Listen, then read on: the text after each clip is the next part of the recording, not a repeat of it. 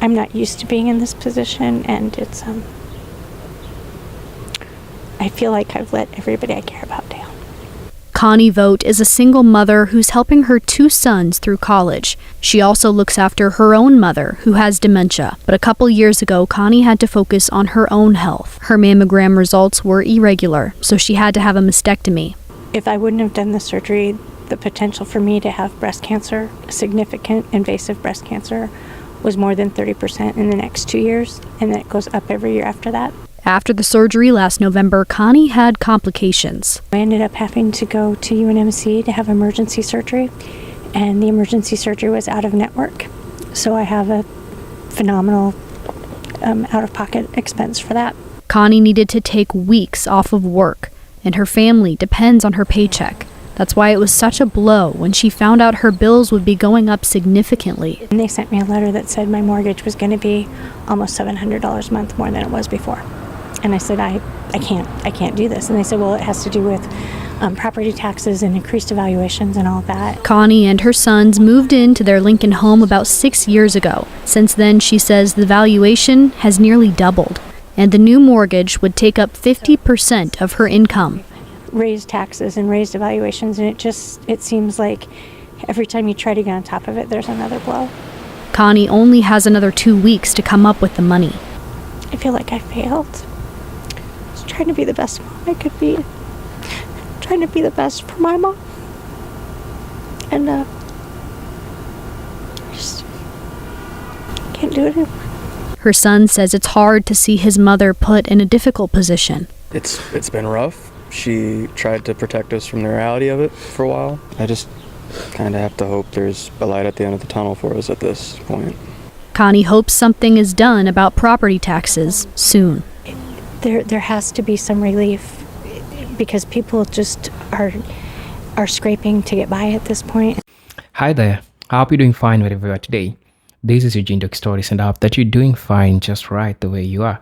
So I know we've been having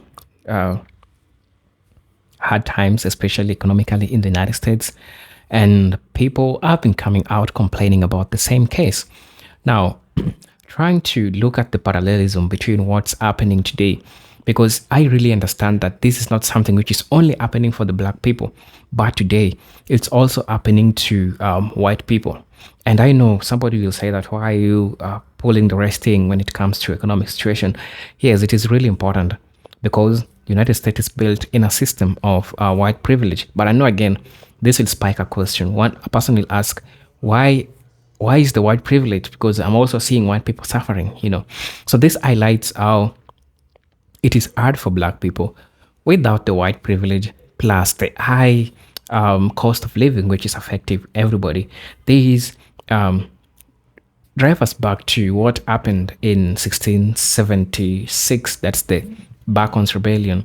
So what happened in the Bacchus Rebellion? Both white people and black people worked on the farms. Parallelically, this is something you can look. Both black people and white people are suffering. Now, black people and white people united during the Bacchus Rebellion. There was nothing like the white privilege. Hence, later on, something like the white privilege came, and it was born later on by the elite, the economic elite, the elite. The few people, individuals, divided both black people and white people and say that, no, I'm going to give white people certain privileges and deny black people certain privileges, and now create the shift, create the difference when it comes to wealth, right? So what is happening today? Now, both black people and white people are suffering, like economically. You've seen the rants about the high cost of living, property transfer, the housing, everything which is just high, So it is the young economic elite, not young, but the small group of people. I'm talking about the corporations, that the people who are controlling economy. They have the power to decide the prices of things. They have the power to challenge things which people are talking about. So this leaves me wondering myself, what's the solution? Is it that both black people and white people coming together to solve this problem? just how it was during the Bacons Rebellion, because white people and black people were unified, but the elite divided them. And today's, who are the elites? The elites are the corporations which are driving the American economy drastically, and also other things which are happening across the world. Those are just variables, but the main thing is corporations that is driving the American economy so drastically. So join me in today's presentation. This is your presenter, Eugene Doki Stories, and I'm starting a journey on my Patreon. There are some videos, and I'm appealing to you. There are some videos that I cannot post on YouTube due to the policies which are provided by YouTube.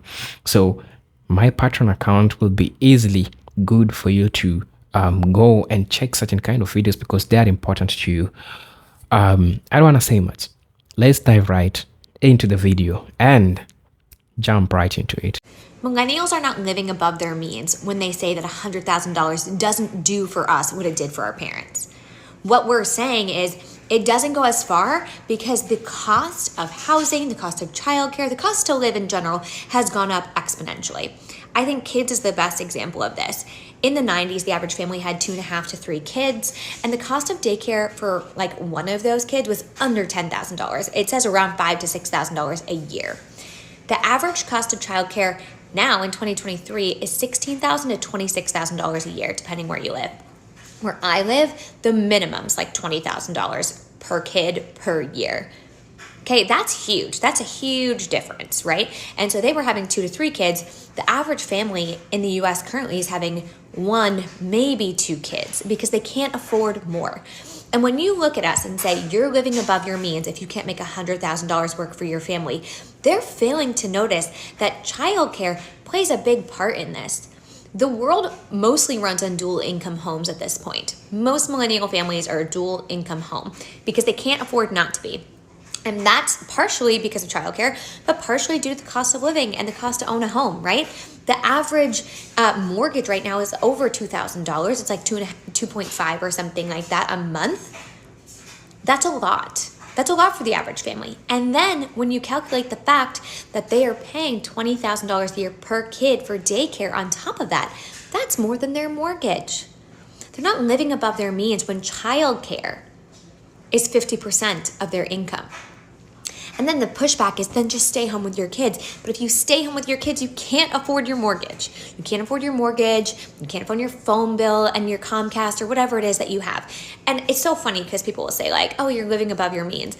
We didn't have all these things. No, you didn't. But having internet and a phone now is a necessity. You have to have those things to have jobs and to stay connected to the world. Those are things you need. Take out cable. Sure, nobody needs TV. Take the TV away. My internet alone is still over $100 just for internet, right? Your phone bill is going to be $100 to $200 depending on where you live and how many people are on your phone plan. And if you need it for work, it's going to be higher than that. So the cost of living has gone up so much, and specifically with childcare, that we're not living outside of our means. We are scraping by just to pay for our kids to go to daycare so we can work. And then we get to do nothing outside of that. Don't eat. God forbid you ever order out. Like, really? We're supposed to live and suffer? For what? Because on the other side of it, I've definitely also heard a lot of boomers saying, I wish I didn't work my life away. Because the day I retired, I got cancer or I got sick or whatever it might be. Yet they're looking at us and saying, suffer more. I decided to go into mental health because I actually wanted to help people.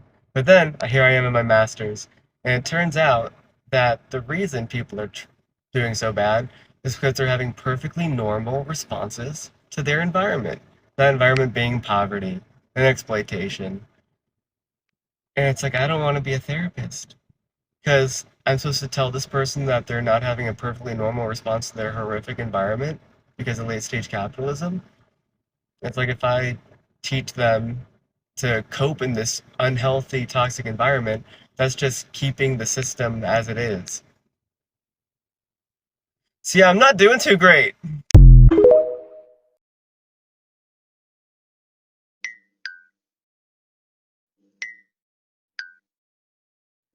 You want to know what's funny, right? The average cost of rent rose up from $2,000 to $3,000, right? And if you're supposed to make 3 times the amount of your rent in order to qualify to be able to rent a place, that means you had to make $9,000 a month, meaning you had to make over $90,000 a year, right? Come here. That means even if you were to make $25 an hour at your job, you still would not be able to afford to stay at a place by yourself. And people are saying, oh, we'll just get a roommate. Nobody likes roommates. And you can't even rely on the roommate to either come up with their half of the rent. And if anything, they're more of a liability. Putting their name on the lease is even more stressful. And notice how we're just talking about renting. We're not talking about getting a house because virtually that's just impossible at this point. So yes, none of this is fun. Being an adult isn't fun. Like thousands of other videos out there about the housing crisis in Canada, but I'm just going to add to it a little bit more. So I recently moved in with my partner. We are living in a 3-bedroom townhouse in Langley, British Columbia. Langley, British Columbia. I need to specify Langley, not Vancouver. We are an hour at least outside of Vancouver, depending on traffic. And our rent is $3,300 a month. Like no utilities, just $3,300 just for rent.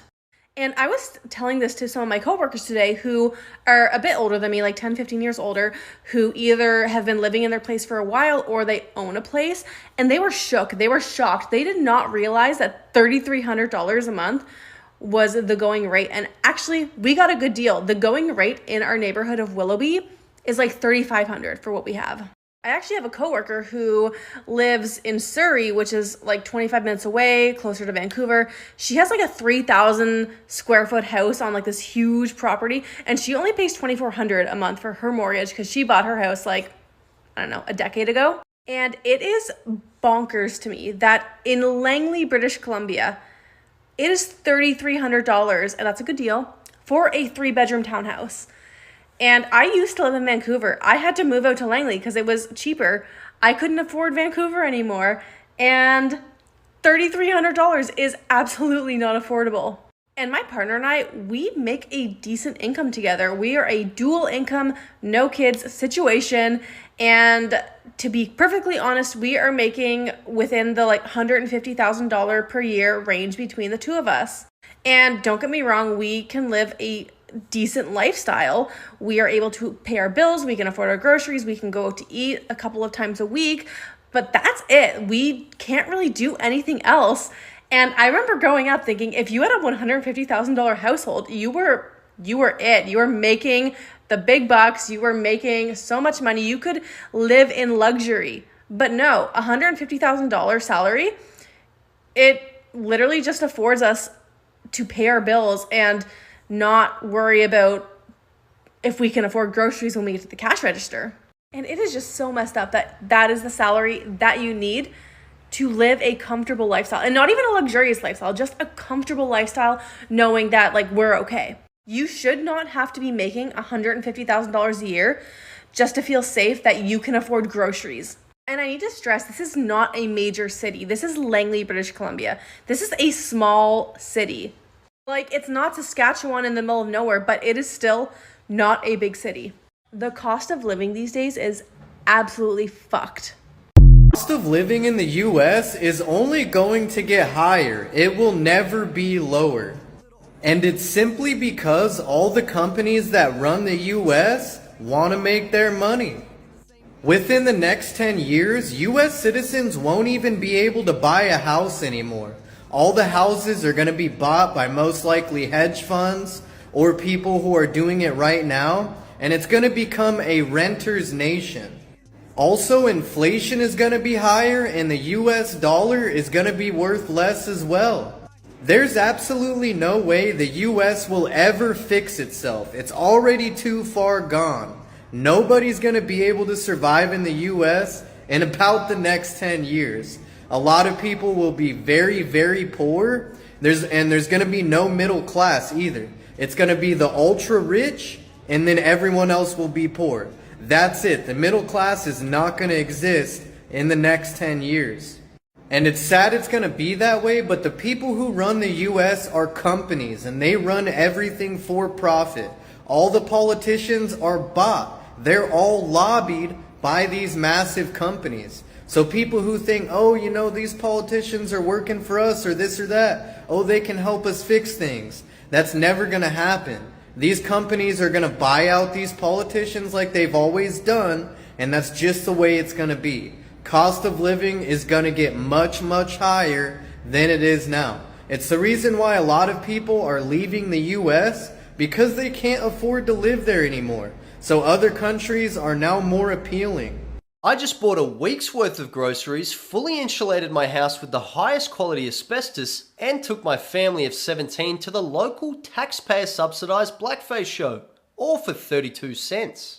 I just spent my life savings on a carrot. How much do you think it is to call an ambulance in America? Oh gosh, $1,000 probably. $150 maybe. Just that's being kind though. I know America's a bit of a harsh country. Yeah. How much is it? $1,200. Just to call an ambulance. All right, how much do you reckon it costs to give birth in America? For new life, I'll probably say around $10,000 or so. 2,500 trying to have a kid in America? It's 18 grand. What? If you want a hip replacement, how much do you reckon that costs in America?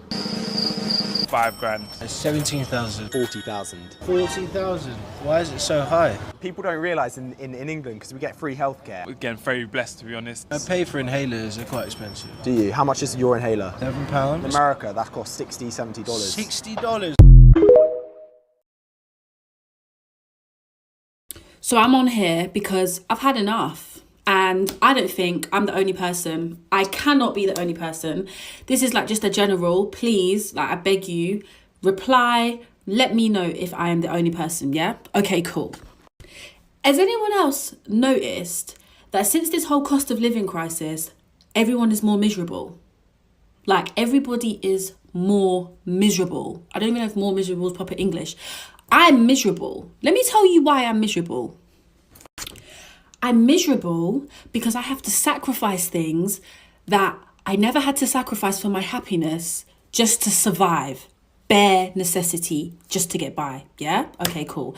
Let's start with this because I don't care. Like, I actually don't give a fuck. You see my nails? These? Yeah, these. Let's have a look at these nails. Yeah. These were Christmas nails. I've not been able to get them done again because I have to sacrifice my nails for gas. Yeah, I have to make sure that my house is warm and I can cook food for myself and my child. So I've had to sacrifice my nails. Oh, most people will be like, you don't really need to get your nails done. Okay, cool, check it. Me personally, when I get my nails done, it makes me feel good. It makes me feel pretty. I also like to have nice nails for work, for what I do. So this is technically part of my uniform at this point, and I'm not really able to keep up with my uniform, so it could potentially affect my work. Furthermore, why am I cold in my house when all bills are paid? Am I the only person that is literally getting to a point where I don't know if a riot or what needs to happen, but something needs to happen. Like, this actually is not okay. Like, all jokes aside, I cannot be the only person that is now thinking, I jump in the shower. I usually would run the shower before, right? So it gets to the temperature. Ask me why the other day I turned on the shower and jumped in there like I was that Iceman, Hoff, or whoever his name is.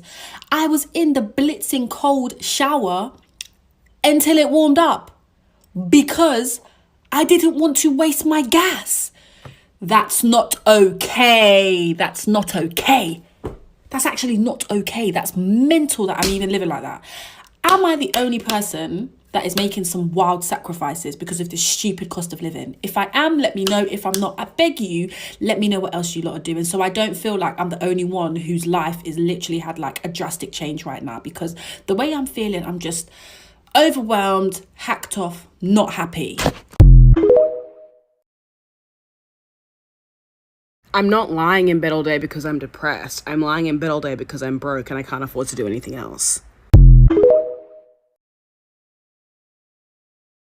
Well, here I am again at the Costco. You can see for $120 this week, just picking up some stuff, you know. There we are. Take a good look at those prices, folks. And you see what you get for $120 at Costco in Canada. This is the best deal here. ever, anywhere. $7.99 for a fully cooked chicken. I can't even buy a raw chicken of the same size for that price. It's ridiculous. But this is it. And they've got you thinking this is a good deal. What I'm thinking is, holy geez, how do people that are low income afford to eat anything? And you know, we all know if you buy in larger quantities, you save exponentially. This is why I go to Costco. I'm not a low income earner, and I'm not a millionaire either. But I work my ass off for my money, folks. I really do. And I'm so sick and tired of paying so much money in tax. To what? To save the fucking planet? Give me a break. I'm trying to save my own ass here. Never mind a fucking planet that's doomed anyway. This is what you get for 120 bucks. Costco, Canada. And before you start harping on me about other places, I get it. It's not convenient for me to take a day off work and run around all over the place trying to find a better price. You know, I make that judgment call. We all make the judgment call. I'm not trying to degrade anybody or bring anybody down with this. I'm just saying this shit is unacceptable for $120. There's no value to our money, folks. Here's what I spend in a month as a 24-year-old living in Canada. My rent is $583. Are we living in the same Canada? I have been racking my brain about this because bleh. How do you find an apartment where your rent is only $500? The only way that I can rationalize that and make myself feel better about how much rent I'm paying is thinking that you have like 4 roommates in a 2-bedroom apartment. Or your parents own that apartment and they greatly subsidize your rent. 'Cause I live in a studio apartment in Montreal, which is historically a pretty cheap city to live in, and I pay almost $1,000 a month in a studio apartment. And I'm a lot more fortunate than most people because that includes my electricity, my heating, my AC, literally everything except for internet. Also, she says that she only spends $200 on groceries a month. Now, a lot of people are being like, oh my gosh, how do you only spend $200 on groceries a month? Now, I will say I come close to this, but that is only because I have very awful eating habits. I genuinely just like don't eat a lot. I eat once a day. That's it. And the rest of the time I'm sleeping or I'm on my phone. 'Cause anxiety, baby. Woo woo. But like, I need to know where this woman lives. Like, there's no way she lives in Ontario unless she lives in Northern Ontario. There's no way she lives in Quebec because, does she live in the Maritimes? Does she live in like Saskatchewan or something? Like, where the fuck is this woman living? I need answers. I'm actually fucking disgusted in this country, the people that run this country. There's people out here literally can't afford to eat, can't afford to flipping heat the house. There's old people literally freezing to death. There's parents can't afford to take their kids places, get them presents. It's disgusting. While they're all sat at home, like all warm and toasty, getting hundreds of thousands of pounds for doing fuck all but torturing the UK. It makes me sick how they can literally make everything rise, make all the prices go sky high, you know, people can't afford to fucking literally do the basic minimum shit because of like the gas prices, the electric prices, the rents going up. People having to wear like extra flipping jackets and hats and scarves and gloves and in their own house. You can literally see the breath because they can't afford to put the bastard heating on just for like half an hour. Even the people going to work for extra hours, you know, breaking the fucking back just to get home, just to get enough money, just to get by, struggling, scrimping and scraping. Now you imagine them people that can't work, them people that are too old to work, them people that have to stay at home and look after the kid. Mate, honestly, it boils my piss how they can do this to people. You wonder why we hate the government and the people that run this country and the fucking prime ministers. It's because they do this kind of shit. They put out fake promises. Oh yeah, we'll do this, we'll do that for you. And all they do is make things fucking worse. How dare you do this to people? How dare you do this to us? The people that make the UK run and tick. The people that are grafting their ass off so you can keep your fucking pockets lined with all the cash. The people in Parliament, the fucking everyone who runs this country. Take your face for a fucking shit, yeah? You're disgusting.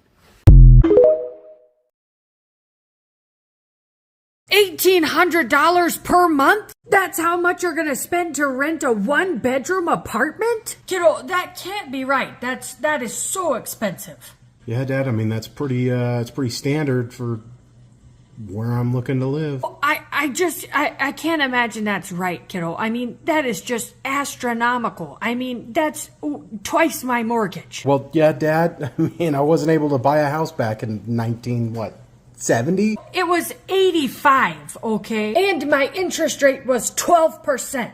Look, Dad, it was the only place that was affordable, and I need a place to live. That's all I could do. Affordable? Kiddo, nothing about $1,800 per month is affordable. I know it's expensive, so I was thinking about maybe just getting a roommate to, split rent. Oh, no, get a roommate. No, you can't have a roommate, kiddo. You never know what you're gonna get yourself into if you have someone else living with you. I mean, that's just out of the question. You gotta find a place that's a better price than that. Let's talk about how ridiculous it is to try and survive and live in the United States right now currently. Based on inflation, this home that you could buy for $1,785 in 1929, this home came with everything you needed to build a house. Plumbing, electric, wiring, trim, paint, everything. You had to build it, but it was $1,785. That's a 4-bedroom, 1-bath home. That home, based on inflation, should be $30,769.47. According to money.cnn.com, the average 4-bedroom home in the United States right now costs $363,401, or 11.8 times the inflation rate. So how did that happen, right? Inflation says that house should be 31 grand. Anyway, let's look at some statistics in the United States right now, kind of associated with 31 grand. The average compact car right now costs $26,000, so you could buy that. Mid-size car, 32 grand, too much. Couldn't afford that, right? That house should be cheaper than a mid-size car. Student loans, $37,338, also more. Food to feed a family of 4, $12,565, or about 2 years of food costs for a family of 4 is what that house should cost. Average childcare expense, $14,760, and that's for one child. So if we multiply that by 2 for 2 children, it should cost you about 1 year of childcare to buy that house.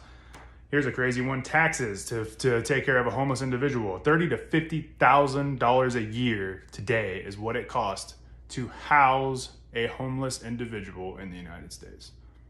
But based on math and based on the government's own calculation to calculate inflation, that 4-bedroom, 1-bath house should cost $30,769.47.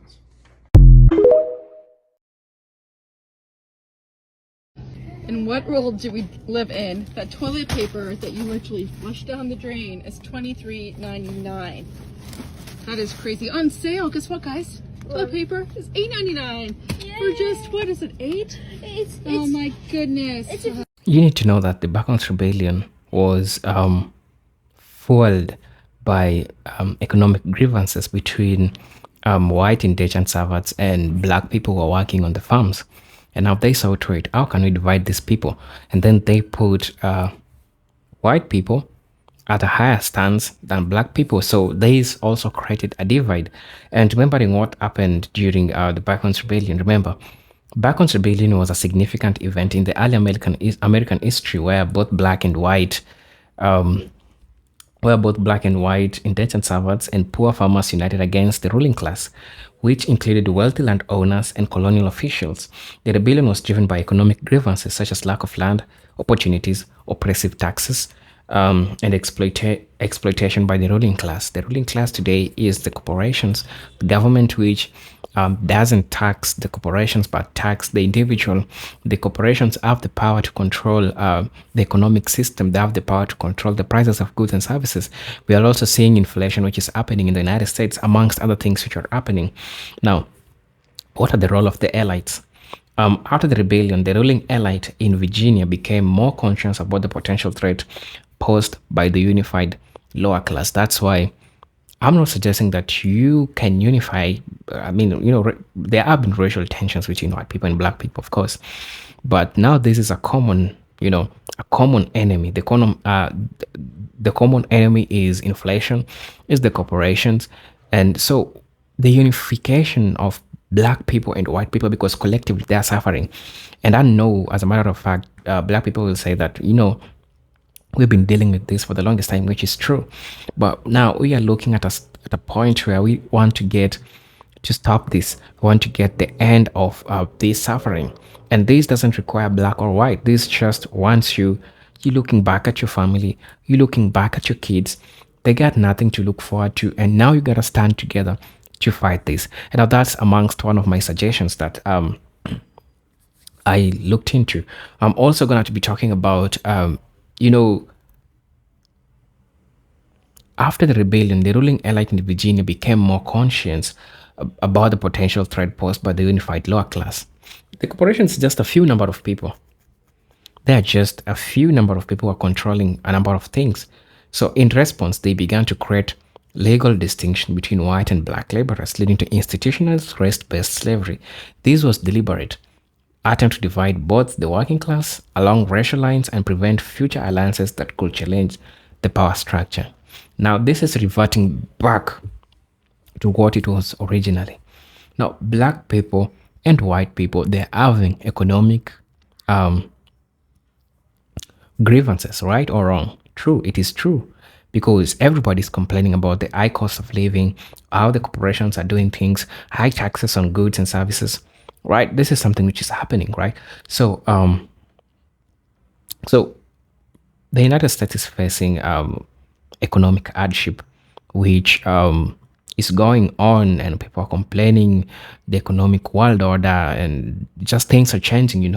The dollar is losing its value, and things are going crazy, and people are, the fights, Israel, Palestine, everything is affecting drastically economic things amongst other variables. But now the focus of today is cooperation, and how these few individual elites are making the life of people so hard, So how is it relevant to today economic hardship? How is the Bacon's Rebellion so relevant to today's economic hardship? That's what we're going to be talking about. So, economic exploitation by corporation. In the contemporary US, many people, regardless of race, are facing economic hardship due to stagnating wages, rising cost of living, and the concentration of wealth in hands of a few large corporations and wealthy elites. Much like the time of Bacon's Rebellion, this is just parallelism of what was happening during the Bacon's Rebellion. Now, the ruling minority today, represented by powerful corporations and the ultra-wealthy exploits the broader population for economic gain. I'm also going to talk about the corporate influence and policy.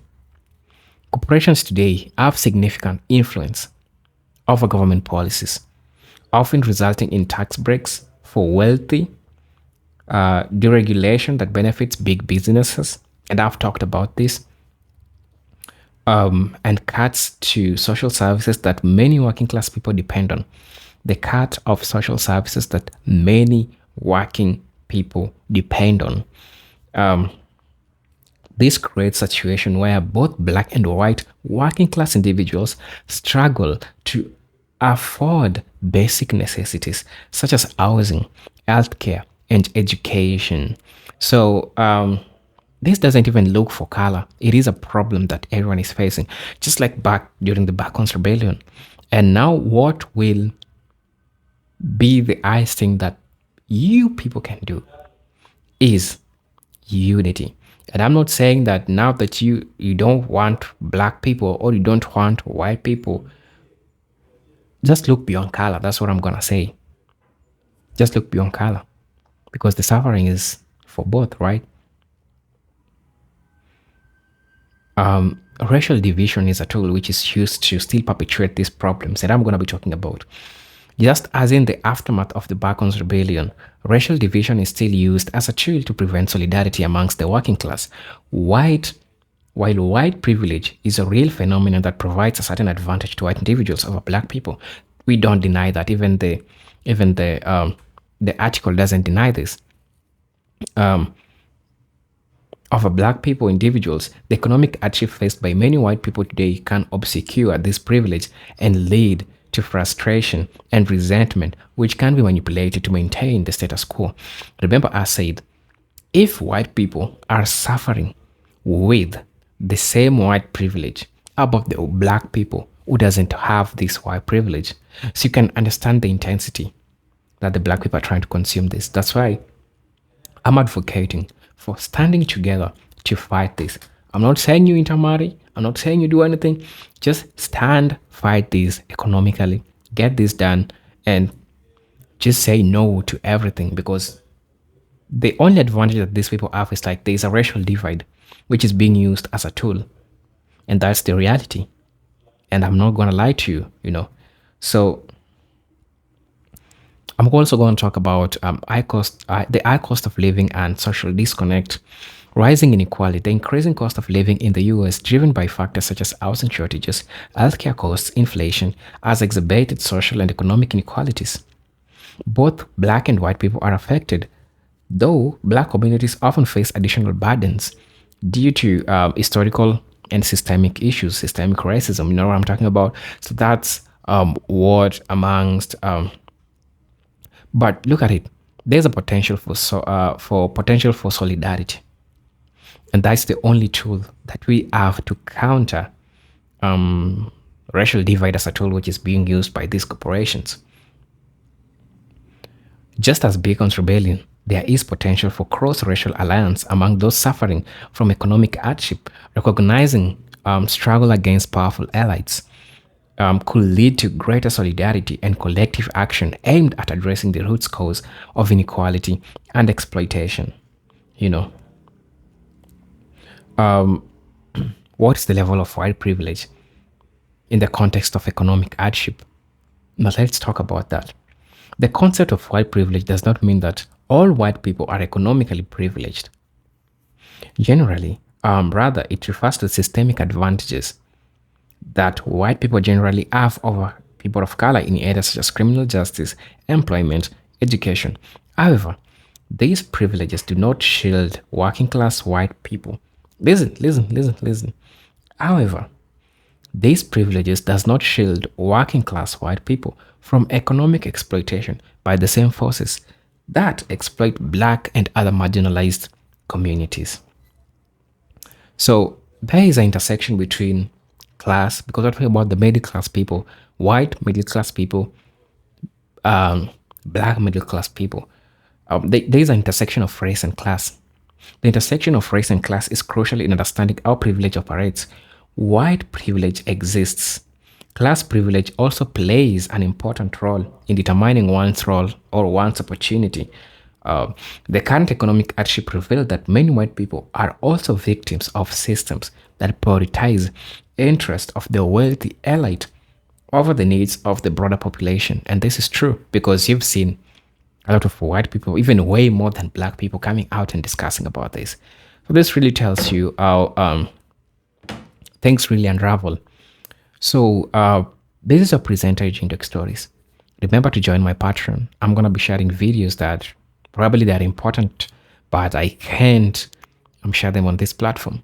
And I hope that we all get to learn, get to look on how things are going outside this country. And I just hope that you find wherever you are today. So if you're watching this video for the first time again, I'll ask you to subscribe to the channel. I'll ask you to join my membership and really get to see what we can offer you. Until then, let's but peace, love, and harmony. Salute. This is Eugene Stories. Say hi to your family.